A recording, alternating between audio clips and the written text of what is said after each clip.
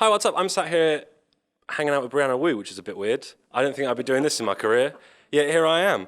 How are you? I'm sorry I couldn't have provided better weather with you. It's horrible and grey and spitty outside. Are you kidding me? I escaped Boston. It's 10 degrees there this week, so this is a huge step up. That sounds heavenly. Yes. I'm not a fan of the 10 rain, degrees? but I love the Yes. cold. Oh, Cold's a pro. Yeah. We'll switch houses maybe, and that wouldn't be good for my congressional run, but it would be better weather. Which, speaking of which, you are now running for is it the 8th district? I am the 8th district in Massachusetts. So. And what kind of brought that up? Why running for Congress? Can I just be really honest with you? Of course. I was angry. It's, I have been so frustrated for so long about so many of the policies we have here in the United States. And, across the board, like, are you a techie overall? Would you describe yourself that way? I'm somewhat inclined to technology. Sure. Our policies on privacy, cybersecurity, the United States government associates encryption with terrorism, which is the stupidest thing I've ever heard in my life. So it's everything from those policies to really, we have healthcare bill. We have a devastating healthcare bill that was just introduced last night. So, I think what I've learned throughout Gamergate is asking people to do the right thing. It doesn't work. It's not getting us anywhere. So, I thought I would do the right thing myself. So that's why I'm getting involved. And you have got quite a massive platform already based off on your Twitter account and your other social media. I do. How's the reaction been to you announcing? It's very strong. Just to be really honest with you, fundraising is a huge part of doing a congressional campaign. Everything else is fun. Fundraising is not fun. And, it's a steep learning curve to figure that out, but, we're doing fine with that. It's just trying to figure out how you take a national profile and, bring it to the $1.6 million you need to be a viable congressional candidate. So it's a lot of fundraising. But the fun part of it that people don't talk about enough is running for Congress is going out and meeting people and listening to their stories. And some of them will it's so humbling to hear someone tell you how, the ACA saved their child and how scared they are that they're going to lose it. If anything, the process has really made me wonder why so many members of Congress seem like they're out of touch, because to me, it impresses upon you this need to get it right, if that makes sense to you. There's a sense of urgency that you're almost like you don't want to let people down. You feel like you've got those. They're not just names on a piece of paper. You've seen them. You've spoken to them. Exactly, like the plan that came out this week. Like, I have a face in my head right now, not just the mom, but her two kids. One of which has special needs, and thinking about what that's going to mean if we lose the ACA. So it's deeply humbling. And maybe this isn't political to say this, but I've talked to my husband so much about how you don't let running for office change you, right? Like, you can look at the guy I'm running against, and you can see how he used to be an okay guy. But he's been in office so long that there's just this distance by which he talks about things and addresses things. So, for me, I really think about that a lot. Like, the worst thing that can happen isn't that I lose this election. It's that I lose myself along the way. So, I'm still gonna throw my hat in the ring and see what I can do. I mean, if you don't try, you know. Absolutely. In terms of the reaction that people have had, do you find your age or your gender has been an issue Yes, for people? absolutely. And how has that kind of played a role in your campaign? Well, I'm 39.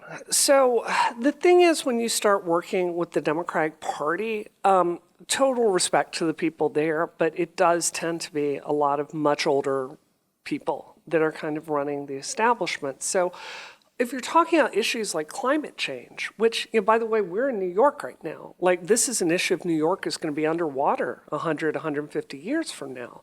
That has an urgency for me that it may not really have for someone that might be, say, 70. Yeah. So there's definitely a distance between the issues that really matter to me and what I find the party elite kind of concentrate on. As far as my gender, I would say the Democratic Party does have a problem with sexism in it. Something I'm really trying to be cognizant of is I want to bridge the difference between Bernie and Hillary. Like, as a software engineer, I really loved Hillary's pragmatic approach to things. I'm definitely a pragmatist as an engineer. But Bernie, I thought, had so much passion with those core issues. And I want to really, build a bridge there. But there are so many people in our party that just don't think there's any issue with women in our party and just aren't willing to think about it past that. So it's very frustrating. So talk me through the night, or the sort of the 24-hour period around you finding out that you're going to have Donald Trump as a president. What kind of happened? Because I imagine that must have been the starting point for the rage that has caused you to run. It was. I don't know which direction Hillary's HQ was that night here in New York, but I was there. It was 30 feet from where she was. I expected her to accept the presidency. And it's hard to explain what the mood was like in that room that night. Like, it started as jubilant and it got dark. It got really dark. And I left, and I'll never forget the next morning, like waking up, and I'm just so in shock. I'm stumbling around, and I tried to go for a run, and I couldn't concentrate, and I took a train back to Boston, and I'm sitting there in my game studio, and I'm having a meeting with a venture capitalist because we were working on a really big expansion for my studio, and I just utterly cannot concentrate. And I said to myself, I love games, but I'm not going to feel good about developing games for the next 4 years while Donald Trump is in office. And I asked my husband, if I don't run now, when am I going to do it? So that was really it. And I really want to stress something here. I went through so many levels of hell during Gamergate. And the goal was always to get back to my career in games. And, I had put 80-hour weeks in pretty routinely between now and 2010 when I founded my studio. And all of it was to get us to a point where our credibility could take us to the next level. So I want people to understand just how big a sacrifice that was to say, this studio I've spent 6 years building up, that's not important right now. I can't not do anything. So, I'm going to change what I can. Well, I appreciate that, and I just want to pick up on you mentioning Gamergate, which you seem quite sort of open and freely talking about. Sure. Which is, I find sometimes people have this reaction where it's either I'm okay with talking about everything, or I don't want to talk. I don't want to even bring the word up because it's almost like shooting a flare into the air. Yeah. Both sides are going to immediately focus on you as the attention. So it's true. If we can just talk a little bit about your role in Gamergate, because there is going to be some people watching this that might not know. Sure. That have kind of picked you up as a congressional candidate but don't know. Absolutely. And I imagine that might be quite intimidating, and also probably not the best thing to read online, because I feel like you're going to get a lot of garbage. Distortion. Yeah. So in your own words, from your point of view, what happened in the terms of the timeline with Gamergate for you? Sure. So taking up if you really take the 30,000-foot view, we've seen a kind of we've seen like these right-wing forces unleashed across the world. Over in the UK, we saw Brexit. Here in the United States, we've seen the rise of the alt-right. The prototype for the alt-right was Gamergate, where basically there were these men in the game industry that really prefer games just like they are, kind of sexist and with, kind of this one kind of grizzled, straight, white male protagonist. And there are women there that have been speaking out against that for many years. On one hand, you have an Anita Sarkeesian. I love her, and she critiques the output of the industry. For me, I've been speaking out against the input of the industry for years, like our hiring practices. So basically what happened in 2014, this kind of proto-alt-right found this playbook that worked, where they would find women that said things they didn't like, and they would run this playbook on us, where they would find something in our past to take out of context and attack until we just quit. And they had run it on women all throughout 2014. And then Zoe Quinn happened, and the entire kitchen caught on fire. And I found myself the target of that same playbook. You mentioned some women just kind of want to not talk about it. For me, my background is in journalism. I don't know if there are other congressional candidates who've worked as investigative journalists, but I have. And I very much believe in kind of being open and honest with the public about these things. So that's what I did. I shared my experience. I found myself a absolutely brutal target that continues to this day. Now, I was reading somewhere, I don't want to reference the article because Sure. I don't want to get sued out of my ass. As a former journalist, I imagine Sure, you know, sure. not exactly the most wealthy of professions. Yes. But We need to talk about that. I would love to talk about that, by the way. Yeah. But someone was saying that the common argument of your entrance to Gamergate was it was almost like you were effectively trying to get some of that spotlight so you could push your game further. That's the argument that they kind of say. Sure. They kind of say that you intentionally wandered into the fray as a way of getting more attention to push your game. How do you respond to claims like that? Because I imagine you must have heard a lot of similar things. I did. I think some people can't understand people doing things because it's the right thing to do. And in fact, the opposite is true. When you run out of your house, when you're getting death threats constantly, when you're getting rape threats constantly, the truth is, I sucked at my job all through 2014 and 2015. If it hadn't been my own company, I have no doubt I would have been fired just because I could not pay attention. And it really harmed the outcome of the next game that we put out just last year. So, yeah, it's I think bollocks, as you say. I'm so glad that you've thrown the word bollocks out already. I Huge love fan. that word. In terms of some of the other kind of ripple effects, because I don't want to stand this for too long because I feel like we could have a good 12-hour discussion about the cause and effect of Gamergate. But Sure. I know that some of the other people were saying things like, what about women that work in the industry that are happy in the industry the way that it is? Is that a unicorn, or was that just kind of like a bit of propaganda that was given out? It's propaganda. I mean, the thing is in the game industry, what men see in the workplace is not really what women feel in the workplace. And we do have secret groups, and we do speak privately, and there's an entire world there that a lot of men are just not aware of in our field. I would say this, there are definitely some women that kind of, they tend to be younger in their early 20s, and they're like, oh, just do your work and don't say anything and you'll be fine. I always want to kind of go, well, I'm 39. Just read the book a little longer and you'll see what happens. Because a lot of the bias in our field, we talk a lot about like sexual harassment. To me, I know way more women they've had to leave the game industry after having children just because their employer will not work with them about it. So it's a much deeper issue, and it goes across all age groups. Do you think that any good came out of Gamergate? Because I know that the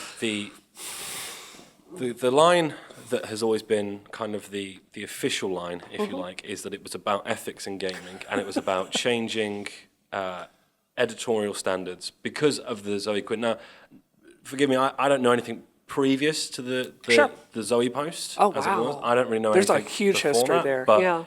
I kind of picked up on the roller coaster around the Zoe post. Sure. And kind of watched both sides and didn't really voice an opinion either way, and I still kind of don't really want to voice an opinion either way because I can kind of appreciate arguments on both sides, but regardless of my own personal stance, do you feel like any good came out of Gamergate in terms of getting those editorial practices changed, in terms of some outlets recognizing the fact that there had been a breach of journalistic ethics? Sure. It's really interesting to me. Last time I booted up my PS3, it was a while ago. I went on PSN and PlayStation Network on PS3.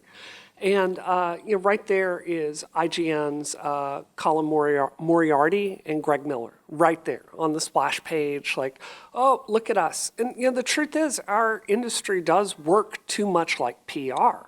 So I think there's definitely a discussion to be had about that. You're not going to find anyone in our field that's credible that doesn't agree that's a problem. But the truth is, they didn't go after Greg Miller. They went after, Lee Alexander. And, a concept you have in law is pretext and subtext. So the pretext is ethics in game journalism. The outcome, the subtext, was just to harass women in our field. Do you have any regrets about your role in Gamergate at all? Or any regrets about other people's roles in terms of perhaps poisoning the well or anything like that? I would say this. I'm somebody that I never mind admitting a mistake. It's I think part of it is the engineer mindset, right? Like if you're not thinking about what's happening, you're not growing. If I could go back through and change anything about Gamergate, I don't regret getting involved. I do regret staying on social media so much, especially for the first 4 months of it, because I was angry. I was hurt. I was traumatized, and I think a lot of people out there kind of got to know the worst part of myself. You know, it's like I found myself in the spotlight in a way I'd never been before, but I was less in a place to be in that spotlight. So if I did it all over again, I would have thrown my Twitter keys to a friend. And I think that I was a little naive believing law enforcement would prosecute my cases. You know, the FBI has come out with stories at this point that, you know, show that they straight up ignored all the evidence I gave them. So, but as far as taking a stand, as far as doing what I believe in, you know, this is, you know, it comes back to that story about, you know, can people believe that I got involved with this because I actually cared? You know, I grew up in the poorest state in America, Mississippi.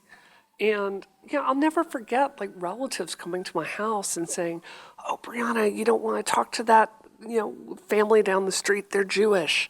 And, like, these hateful attitudes that were racist and homophobic and anti-Semitic.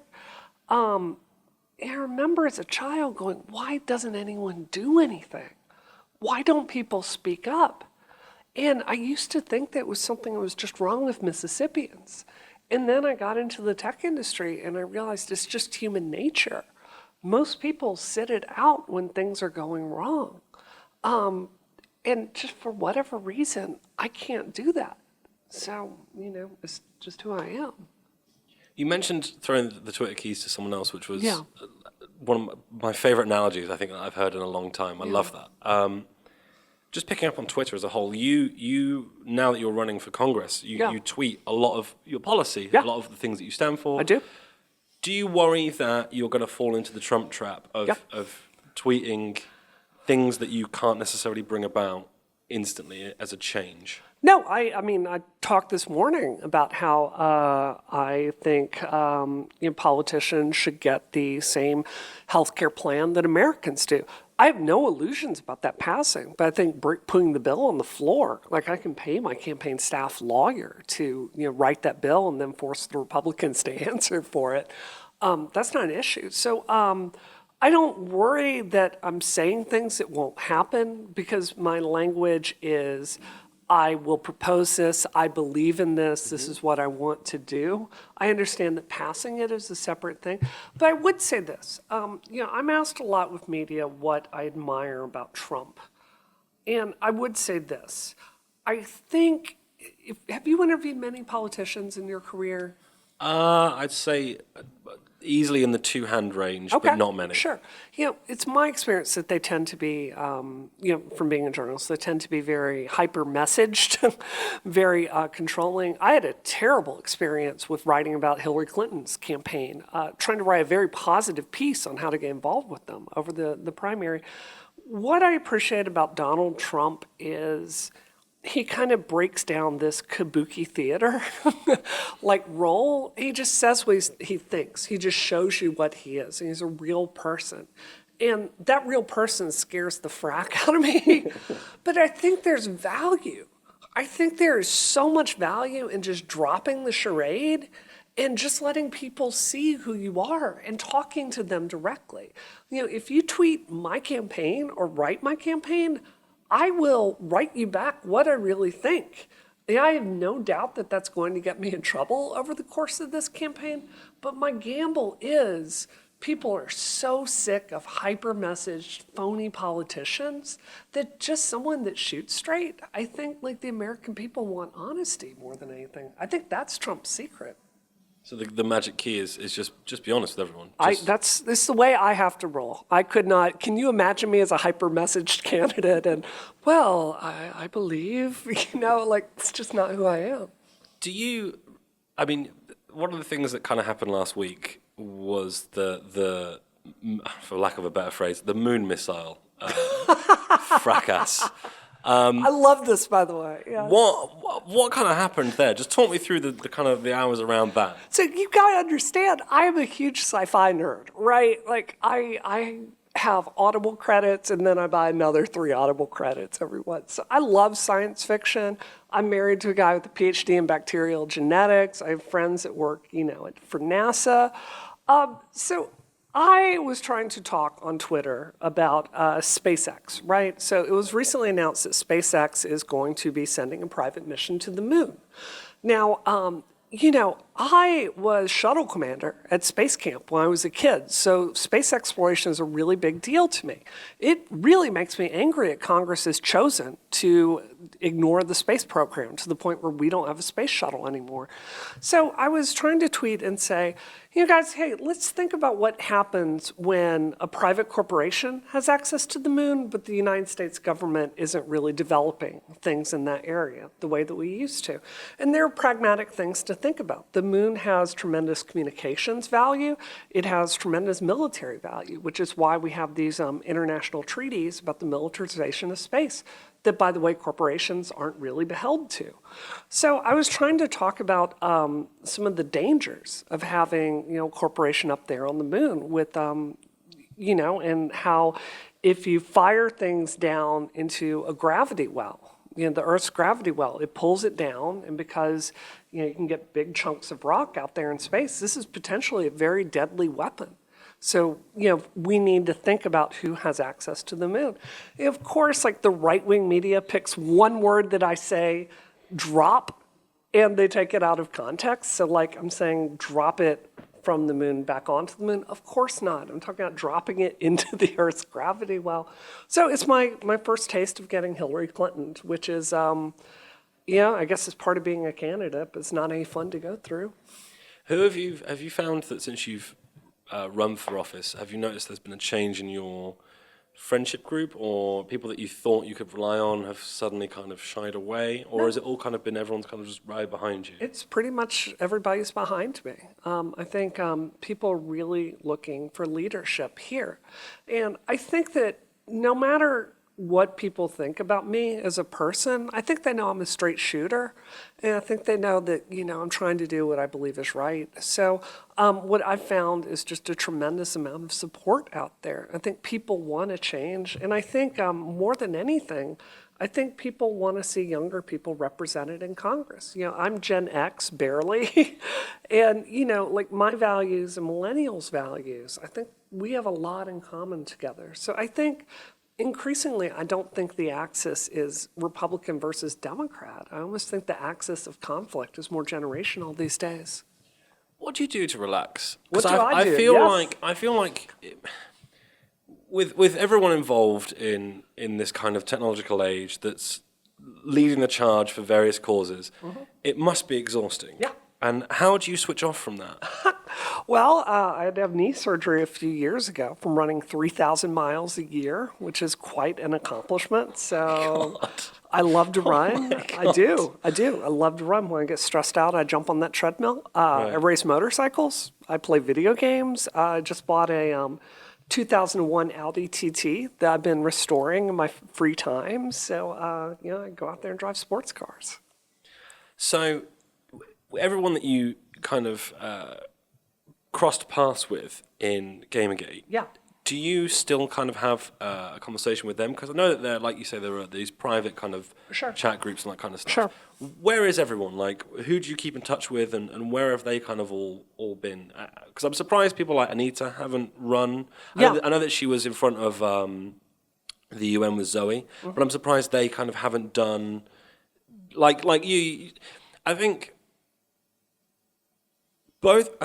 if I could be completely honest, I feel like you are one of the few people, whether you pick sides or whatever, that at least people can kind of understand. Yeah. Because you are extremely accessible, and you don't have this kind of like staunch opinion on all of these things across this line are black and all of these things across this line are white. There are areas of grey. Yeah. And I appreciate that you have that distinction of grey between everything else.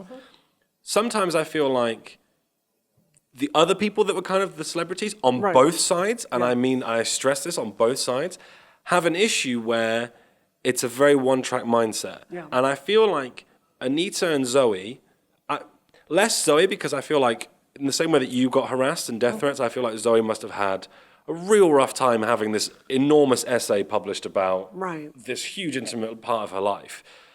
But I feel like Anita could be in a position that could do more. Yeah. Do you wish that they would run with you? Do you have those kind of conversations with them, or do you kind of keep that very separate in terms of your life? I haven't talked to them in a while. I think Anita would be amazing. I think Zoe, she's in her 20s, and I really look forward to seeing who she'll be when she gets to be my age, I think it's all about growing and learning. I couldn't have run for Congress when I was Zoe's age. So I would say this, and this is kind of my bias. I am an engineer. So the way my mind works is like all day long I'm thinking, what do I believe? Why do I believe that? I actually watch a tremendous amount of right-wing media because I enjoy thinking about their arguments and comparing it to my own. I think challenging yourself like that, I think that's how you grow as a person. I think, Anita is at her core, she's an academic, and I love what she does, but I think ultimately she is more interested in kind of, from a pure perspective, academically critiquing things rather than getting in there and building it. Because building stuff is messy. Building involves compromise, and it involves talking to people you don't agree with, and it involves these shades of gray, like you said. I think it's always been very ironic to me that so many people attack my views on women in tech when you're not going to find a quote from me out there saying I think dead or alive bikini beach volleyball shouldn't exist. I think that's fine. It's a marketplace, right? That needs to exist. All I want to do is make sure the game companies hire some women so we can have our voices represented and have some games too. So it's just who I am. I'm a pragmatist because I wouldn't be good at my job if I weren't. And where are you going to be in 10 years? Ideally, in an ideal scenario, where are you going to be in 10 years? I look at Elizabeth Warren, and I'm not a tenth of the leader she is today. I just think she has the maturity to not... She's so authentic in what she says, but she's also really good at staying out of the fray. And I think part of that is having a large staff. But I want to be honest with you. I want to keep growing. And my hope is that 10 years from now, I will be the kind of leader that I see with Catherine Clark or Elizabeth Warren. That's the mission I'm on, to keep growing as a person. And do you think that you're going to start your own family soon? Do you think you're going to have tiny Woos running around? No, more tiny Woos? I don't. I think my husband and I are all in on career. And just to be really honest, we have no interest in it. So that's valid. I mean, I still get death threats and rape threats constantly. There was a story that came out in Boston where I talked about my husband and I being photographed unknowingly against our will and having a lot of anonymous pictures sent to us. The message being, hey, Brianna Wu, even though you took great pains to move and hide your address, I know where you live. And I woke up, I think it was last week, and found a rock thrown through my front window. I was going to say, you just had your window smashed. Yeah. So, it's worth adding, I can't know for a fact that, that was the alt-right. It could have been some teenagers. I just can't know. But could I do that, what I do, in a situation with a 3-year-old in the house? No, I couldn't do it ethically. So, I've always seen my mission objective in life is to help other people with families. That's my contributions to try to help healthcare policy. Do you feel like your own experiences with your family have affected who you've become or affected some of the policy that you're pushing? How so? Well, I know that you haven't spoken to your parents in a long time. And you mentioned just now that you grew up in an environment where it wasn't okay to be all accepting. Yeah. Do you feel like now, because you've got this public platform, it gives you such a great ability to unite families and neighborhoods? Has that kind of effect? That's what I mean in terms of has your own personal life affected the policy that you want to push? So I'm going to tell you a really difficult story. My husband, he was the last person to see his sister alive when I think he was only 12 years old. And she drowned out in a lake in Connecticut, and Frank was right there. And Frank is somebody that took that pain in his life, and it really turned him into the most empathetic, wonderful people that I've ever met, which is why I love him and I married him, and why I say this with, I hope it doesn't sound arrogant, but I think we have one of the better marriages that I know. And my difficult experiences with being homeless after my family disowned me, that made me grow a lot of empathy as well. I think you can look at a Milo, and all respect to him, but I see him as someone that took that pain, and rather than developing empathy for other people, decided to inflict his anger on other people. And it's an impulse I know, because I think anyone that's hurt, you have to kind of fight that sometimes and not let that anger get the better of you. So, it certainly made me who I am today. I mean, I think when you've been living in your car, starving to death, I think that gives you a lot more of a perspective on poverty here in the United States. So, yeah, absolutely. It makes me feel very privileged to have the gifts and the platform that I've been given. It makes me really feel a responsibility to the people out there that are struggling like I did. So just to wrap up, Yeah. when are you? When are the elections for your campaign? When is the date? It's late in 2018. It's in October, I believe. October 2018. So you've Yep. got almost 2 years. I've got about a year and a half from this About a year and point. a Yeah, half. a lot of work to do. Well, I look forward to seeing you out on the trail. Thank Yeah. you so much for taking the time out. I really appreciate it. This has been one of the best interviews I've ever done. I've done hundreds. I so, appreciate that. yeah. Thank you. I try Yeah. my best. Again, I can only apologize. You normally can see the Empire State Building. It's that horrible see it. grey I see thing. it. I mean, normally it's a little bit brighter, but Yeah. thank you for coming all the way out. I hope you have a wonderful time back in Boston, and will. good luck with all the elections. Thank you very much.